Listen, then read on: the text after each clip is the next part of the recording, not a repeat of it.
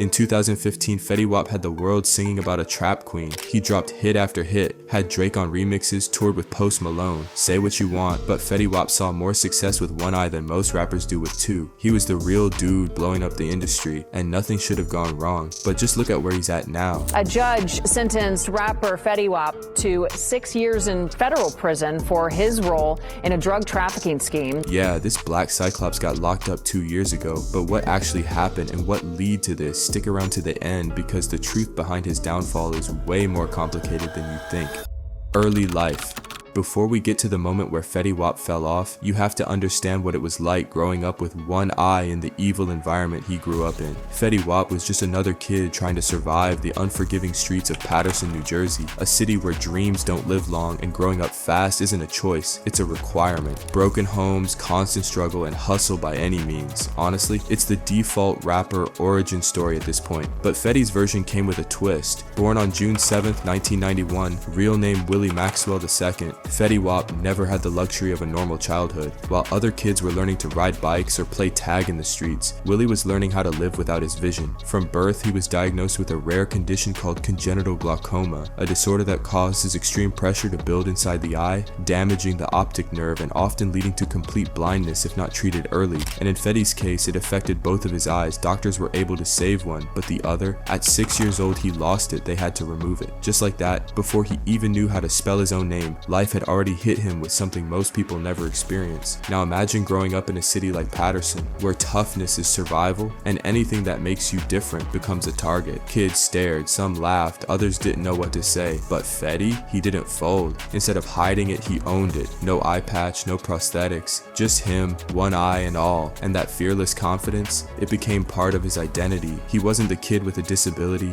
he was the kid who dared to be seen. And that same energy would carry over into his music, his style, and eventually his rise to fame. The eye he lost might have limited his vision, but it never stopped his drive. And in a twisted way, it made him unforgettable, because you can't look at Fetty Wap without remembering him. There's no other dude in the industry that looks like that. Now we know that he would rise eventually because we know his story, but at the time, music wasn't even his plan C. He dabbled in church choirs and beatboxing on the block, but life was about getting by. He'd been hustling in the streets, selling small amounts of drugs, flipping whatever he could, not because he wanted to, but because it was all he really knew. Money was the mission. Music, that was just background noise. In 2011, that background noise started to grow louder. He began tagging along to local studio sessions with friends, not to rap, just to chill. But once he got behind the mic, something clicked. He wasn't trying to be the best rapper. He wasn't even trying to rap in the traditional sense. Instead, he started singing off-key, scratchy, raw, but real. He leaned into what made his voice unique, and that was the beginning of what would become his signature style. That's when Fetty Wap was born. Birth of the star.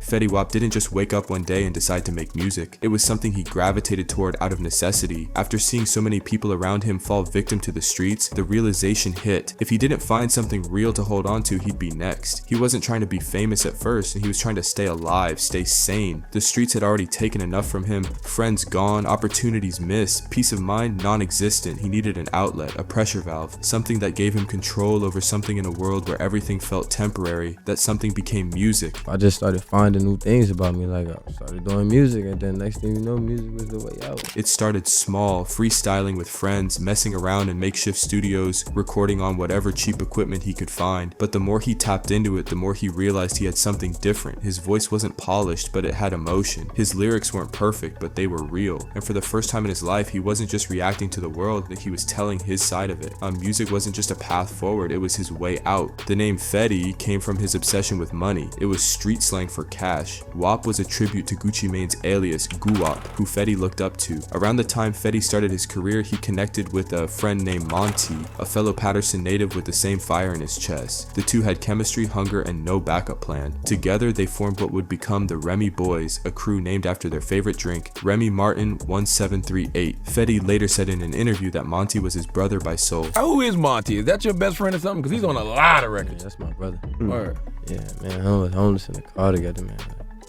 Like, They didn't have a studio, they had a basement, sometimes a bedroom. Wherever they could plug in a mic, they recorded. Mattresses on the walls, blankets for soundproofing, duct tape mics, busted speakers, it didn't matter. What they lacked in equipment, they made up for in energy. The earliest tracks, they were rough, but they had soul, grit, that unfiltered hunger that no engineer can fake. One of the first tracks to catch a little buzz was Got a Bag, a street anthem where Fetty flexed his grind over a heavy trunk rattling beat. His voice, already different, raspy, melodic, half rapped, half sung, but it hit. Then came Remy Boyz 1738, the unofficial anthem of the crew. Fetty and Monty trading verses about loyalty, hustle, and drinking Remy like it was water. That song might not have charted, but in Patterson, it meant something. It stamped them as a serious local act. Now here's where it gets gritty. Fetty and Monty were on full DIY hustle mode. They burned CDs at home, scribbled on them with Sharpies, and passed them out at parties. If a DJ had an aux cord, Fetty was there, begging them to play his song. Sometimes they did, most times they didn't. But Fetty kept showing up club to club, party to party, social media post after post, SoundCloud uploads that barely hit 50 plays. He didn't care. Even when no one was paying attention, he acted like the whole world was watching. Then came early experiments like Addicted and Show You featuring Monty, tracks where he really leaned into his emotional side. You could hear it, the pain, the longing, the need to be seen. These weren't just trap bangers, they were confessions. By late 2013, Fetty had something special cooking, a raw, unmixed version of a track that would change his life. By early 2014, he had already spent years in the trenches, dodging not just in the streets, but in the self-improvement music grind. He wasn't polished, he wasn't industry approved, but that was exactly what made people listen. Here comes 2014. The internet was drowning in copy-paste rappers, auto-tune overdose, trap fatigue. Then out of nowhere, this raspy, off-key, melodic voice cracked through the noise like a lightning bolt. Fetty dropped a track called Trap Queen, a love song sure, but not the candlelight dinner type. This was Bonnie and Clyde in a bando, loyalty in a dope house, romance over Pyrex. At first it was just another upload on SoundCloud, rough mix, basic cover, no promotion, but there was something in it, that raspy, melodic voice singing about cooking crack with his girl, but somehow making it sound like a love song. He wasn't rapping about trapping alone, he was talking about building an empire with her, loyalty in the kitchen, Bonnie and Clyde in the bando, romance over Pyrex. And then came the chant, 1738. 1738 was a tribute to his Remy Boyz crew, a liquor reference turned viral catchphrase. It meant nothing, it meant everything, and suddenly the city, then the state, then the country was yelling it. But Trap Queen didn't go viral overnight. The original version dropped online in early 2014, but it took months to bubble. People didn't know what to make of it at first. Too melodic for hardcore hip-hop heads, too raw for R&B radio, too weird for pop, and then it clicked. One blog posted it, then another, then came the DJs, then came the clubs. Trap Queen refused to die, it just kept growing. And by the end of 2014, Fetty Wap went from being that dude handing out CDs in Patterson to being the most unavoidable voice in music. What happened next? Viral domination. Trap Queen started bubbling on SoundCloud, then cracked the Billboard Hot 100. It didn't stop there, it refused to stop. Radio stations couldn't get enough. DJs called it infectious, labels called it genius. Drake, he called in for the remix. In 2015, Fetty Wap became a legend in the making. He wasn't just a one-hit wonder, nah, he followed up with My Way, 679, Again, RGF Island, and every single one charted. At one point, 6 songs on the Billboard Hot 100. At once, that's Drake territory, that's Beatles territory. This wasn't a buzz, it was a takeover. He pulled off something most new artists dream of but never touch. Mainstream success without losing the streets. Kids in suburbs screamed his name, but so did the trappers. The hood felt seen, he looked like no one, sounded like no one, and moved like he knew it wouldn't last. Because fame, it came fast, real fast. Fetty went from local legend to international sensation in months. Private jets, platinum plaques, limos full of smoke, women, fame,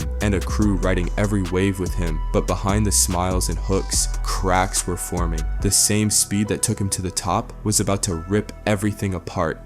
Fetty at the peak. By late 2015, Fetty Wap wasn't just winning, he was rewriting the rules. He dropped his self-titled debut album and it went platinum. No skips, no filler, just hit after hit after hit. He became the first male rapper in 4 years to have a debut album open at #1 on the Billboard 200. The last guy to do it? Same old Drake. What set Fetty Wap apart in a sea of sound-alike rappers wasn't just his voice, it was the way he used it. While others were focused on bars and bravado, Fetty came through with something that felt completely unfiltered. He wasn't afraid to sing, not in the clean, polished R&B way, but in a raw, cracked, imperfect style that somehow hit harder than a flawless hook ever could. No ghostwriters were feeding him lines, no vocal coach behind the scenes fixing his pitch. What you heard on the track was exactly what came out of him. Emotion first, technique second. Every note, every rasp, every off-key harmony carried weight. It wasn't always pretty, but it was real. And in a genre dominated by ego and posturing, Fetty's vulnerability made him unforgettable. Some said he sounded like he had a busted vocal cord, and maybe he did, but that broken, gritty sound worked. It gave his music personality soul and truth. And when he poured that into love songs about trap queens and loyalty, he created a lane nobody else was driving in. On stage, he was electric. One eye, dreads swinging, gold chains bouncing. He didn't just perform, he celebrated. Every night looked like his last, and maybe deep down he knew it could be. The industry started calling him the next big thing. Extra large freshman, Grammy buzz, features were flying in, money was flying out, cars, chains, girls. Fetty finally had what he dreamed about when he was that kid everyone bullied on the street. The thing about blowing up overnight is you rarely get time to slow down. Everything's moving at 100 miles an hour. Money, fame, pressure, expectations. And if you're not careful, eventually you miss a step. For Fetty Wap, that missed step came right after his debut album. In September 2015, he dropped Fetty Wap, his first and only studio album under 300 Entertainment. It was a monster. The project debuted at #1 on the Billboard 200, packed with chart-topping singles like Trap Queen, 679, My Way, and Again. Critics didn't know how to categorize it. Half rap, half singing, all energy. And fans, they ate it up, but then nothing. No sophomore album, no major rollout, no reinvention, just silence. While the world waited for a follow-up, Fetty seemed to fade into the background. A few loose singles and mixtapes popped up here and there, but none of them recaptured that 2015 magic. And in the music industry, silence is deadly. Fetty didn't just slow down, he disappeared from the spotlight. And in an era where attention is everything, vanishing for even a few months can kill momentum. For Fetty, it marked the beginning of a much longer fall. What fans didn't know was that behind closed doors, the music industry was already turning its back on him. Labels hesitated, budgets tightened, and Fetty, he was still living like it was 2015, living to his fullest. The pressure to stay hot, the distractions, the chaos, it all started stacking, and just when it looked like he might regroup, the real downfall began. The fall of the king.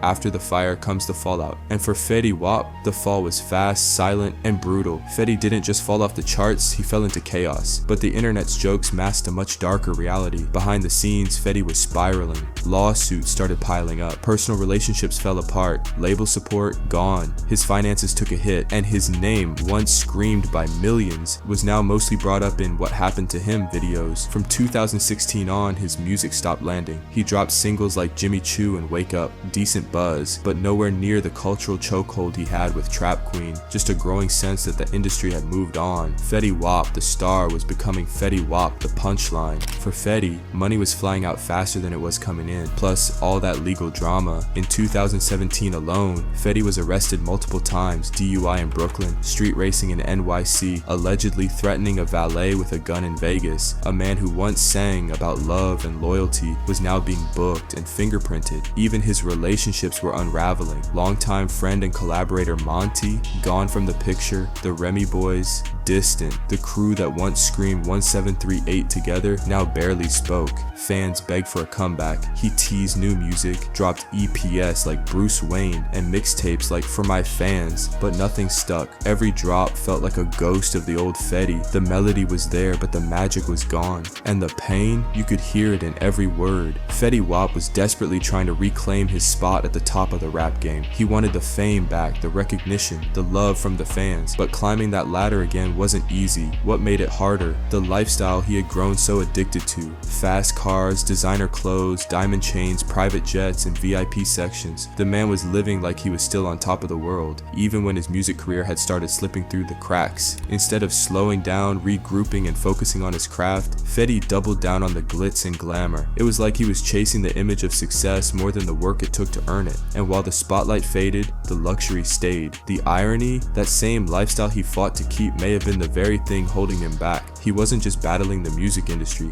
he was battling himself, trapped in a cycle of wanting more, but doing less of what truly mattered. In the end, His dream of a comeback got buried beneath the weight of the life he refused to let go of. Then came the moment that shattered everything. October 2021, the weekend of Rolling Loud, New York. Fetty Wap was officially on the lineup, and for fans, it felt like the start of something big. The crowd was buzzing, the energy was wild, and it seemed like Fetty was finally about to take a step back into the spotlight. It had the vibe of a redemption arc in the making, like he was ready to remind the world who he was. But just as the momentum started to build, it all came crashing down.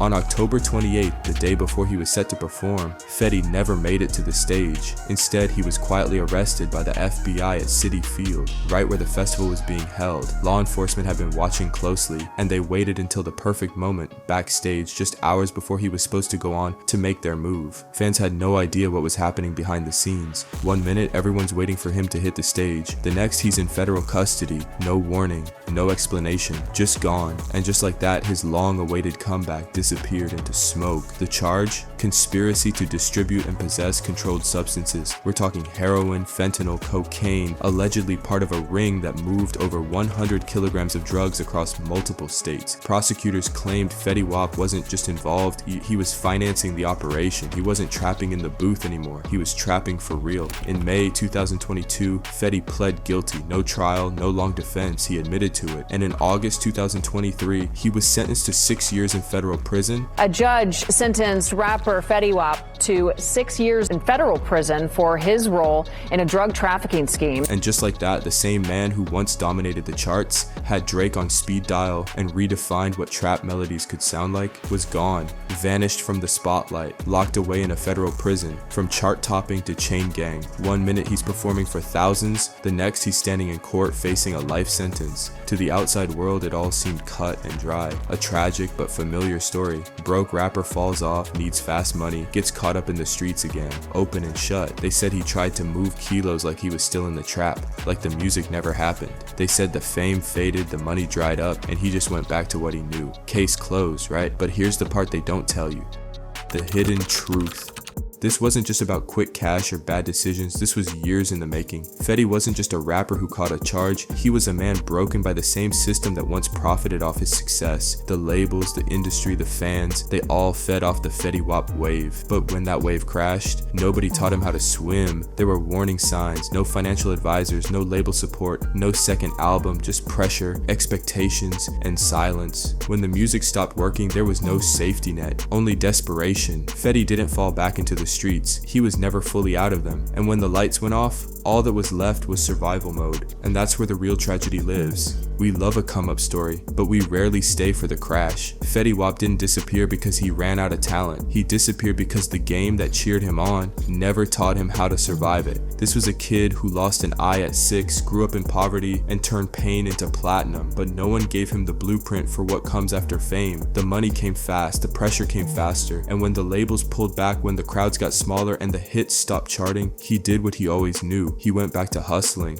But this time the stakes weren't just jail, they were life. The tragic fate of Fetty Wap isn't just about drugs or missed opportunities, it's about what happens when fame is louder than the warning signs. When the industry profits from your story but doesn't care how it ends. Behind every 1738 chant was a kid just trying to hold it all together. And in the end, the weight was too much. He gave the world an anthem, the world gave him a moment, but the system, it gave him a sentence. And maybe the most tragic part of all is that he never stopped trying. So what happens when he gets out? Can Fetty Wap, once the king of radio, the melody maestro, the one-eyed wonder from Patterson, make a comeback? In today's industry, anything's possible. We've seen rappers bounce back from jail time, bankruptcy, scandals, worse, and Fetty still has something most artists would kill for, a signature sound, one that people recognize the second they hear it. That voice, that energy, that 1738 swagger, it's still one of one, but the road back won't be easy. The game's changed. Fans move faster. The new generation doesn't wait around. When Fetty gets out, he won't just be battling the industry, he'll be battling time, memory, and his own legacy.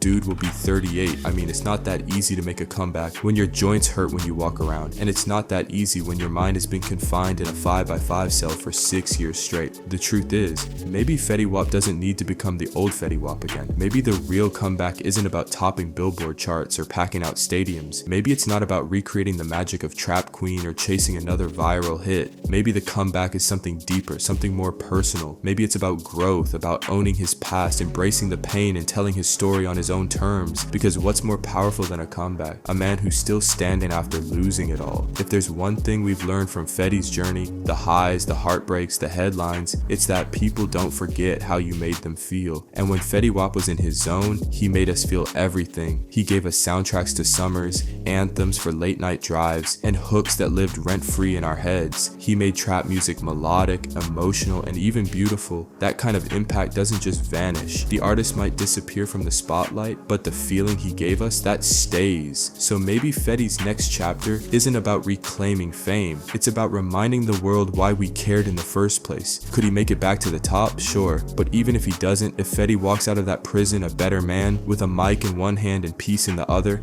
that might be the biggest comeback of all. All we can do now is wait, revisit the hits, run back Trap Queen, and hope that somewhere down the line, Fetty Wap finds a second chance, not just in music, but in life. His story isn't over yet. The question is, good, how will the next chapter read? Let me know in the comments. Do you think Fetty Wap can make a comeback, or is his fate already sealed? Either way, one thing's for sure, he left a mark the world won't forget. Thanks for watching this video. If you liked it, hit the like button, click on the cards displayed on your screen for more awesome videos, and don't miss out on the next releases. See ya!